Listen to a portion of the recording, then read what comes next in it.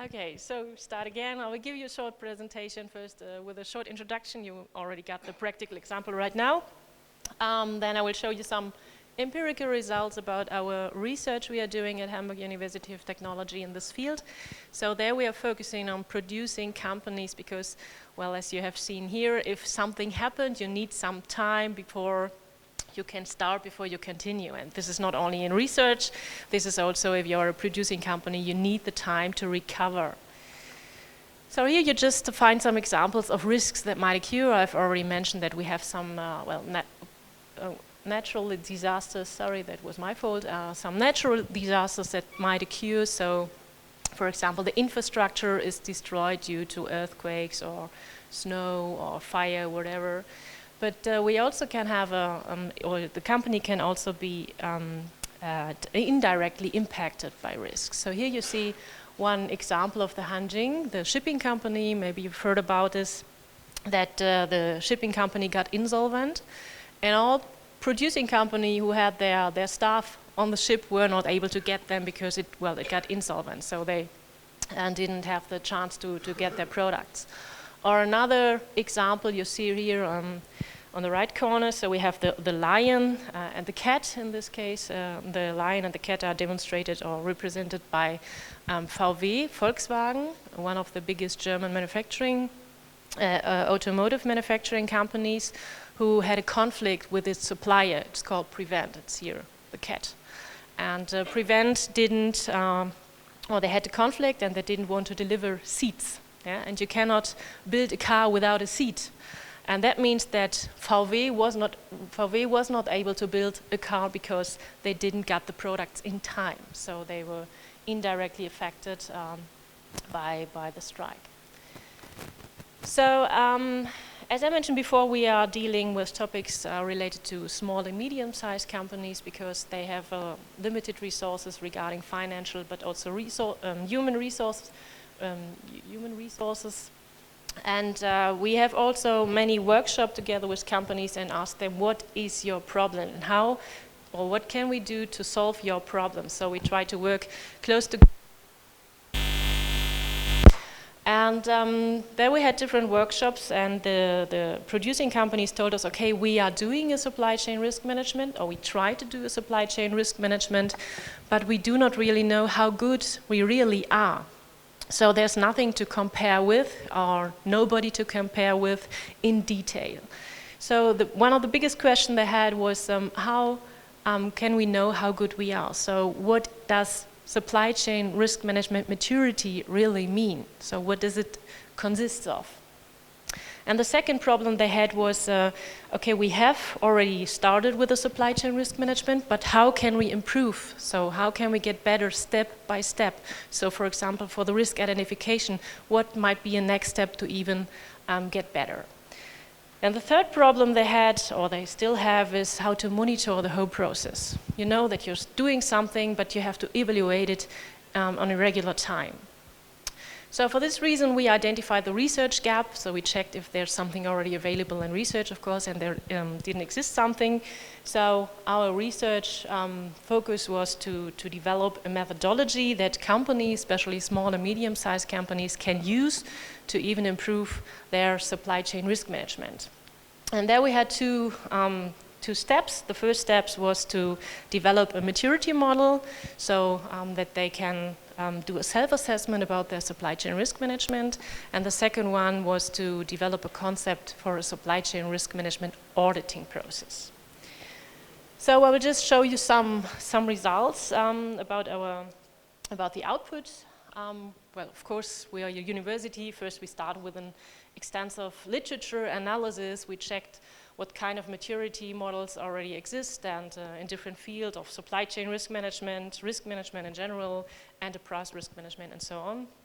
And we also conducted a survey, so that's what I've all skipped now. And we found out that the product we want to produce, meaning the concept, does not exist. And that's why we started to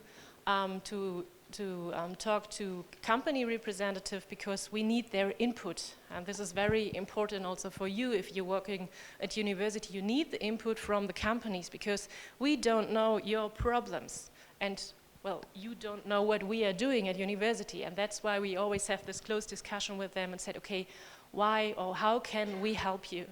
So practical input is needed.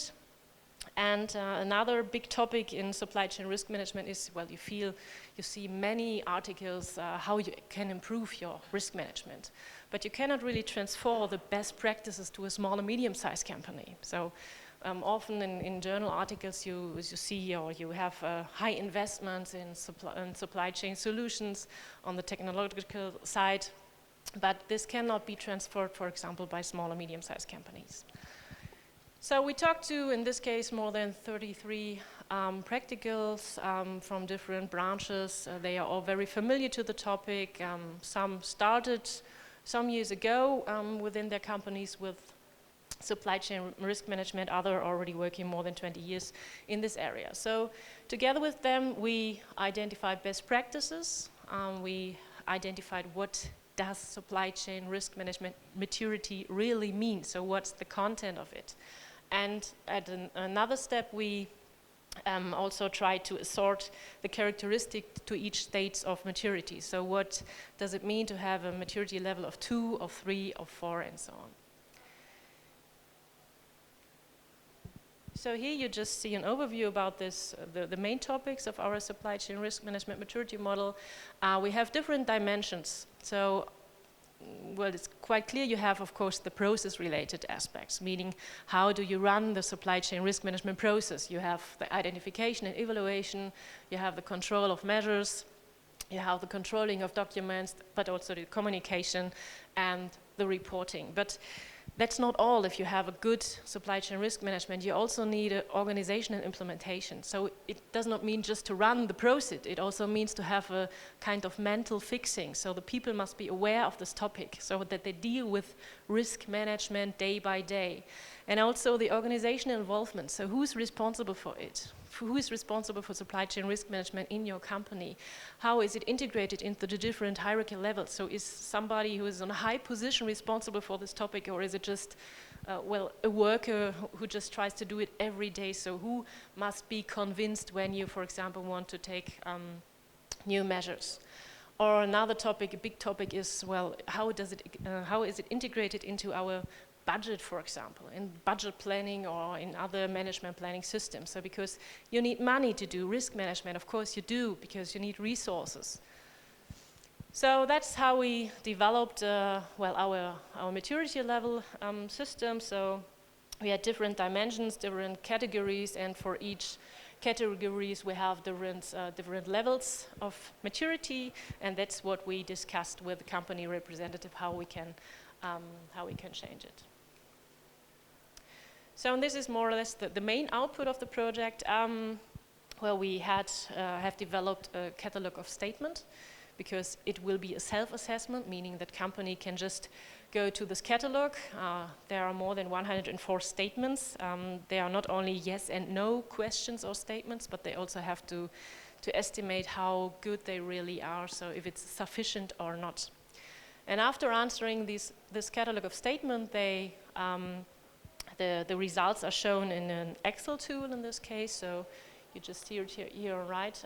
There you see how good you are, what kind of level you've achieved in, for example, process-related issues or organization-related issues. And then you can compare, for example, during different years, if you have been improved or how far you have been improved.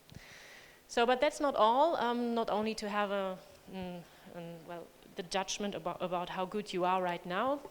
I mentioned before that for them it's also important how to improve their supply chain risk management. And for this we have identified the catalog of measures, so how they can become better. For example, if you have a maturity level of 2, how to get to maturity level of 3. So what are concrete measures for the different categories we have. So in total the companies can have a roadmap, so what might be the little projects in supply chain risk management for the next year or for the next 2 years within the different categories and dimensions. So this is the first step of the conceptual strategy. The second one is the supply chain risk management audit. You all know there exist many auditing processes in quality management, sustainability, environment, and so on. But there does not exist one in supply chain risk management. But it's necessary that you monitor your process on a regular basis. And therefore we developed again, together with companies, how this could look like. We have a lot of description of the process, so what must be prepared, who should be involved, what should be the content of a supply chain risk management audit. And here you see again we have developed some questionnaire they have to get through, but it's not that complex like we have this catalog of statement for the maturity model. And then we have the auditing concept we are running through. So first of all, to make sure what's the target. Do I just have to improve something, or do you want to change something?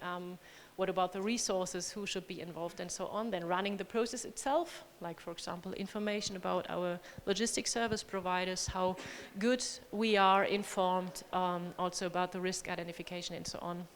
And at least to give a feedback how efficient the process, the whole supply chain risk management audit has been. So this was a very brief insight into our research. I'm already coming to the conclusion. So what's very important for us is that it's a tool companies can use, especially small and medium-sized companies. So it's easy for them to estimate how good they are, to identify their current status of supply chain risk management, especially for small and medium-sized companies, but of course they have to decide how far they go. So what does it mean for them? So what should be the target? Always to achieve level number 5 doesn't make sense, a maturity level. So maybe there are just little steps how they can improve, because they know, of course, their human and financial resources the best. But I think the most important message I want to submit here again is that we definitely need the cooperation between praxis and universities. And well, we need the input to know what the problem of companies are, and the company must be aware that it's not that much time you need if you just give an interview or if you just attend a workshop where you can just share the ideas and give some comments about your problems so that we can really closely work together with. Yeah, so that speed up, thank you very much. I'm looking forward to it. Thank you. Thank you so much, Professor Mika. Do we have any questions? Okay, Britta.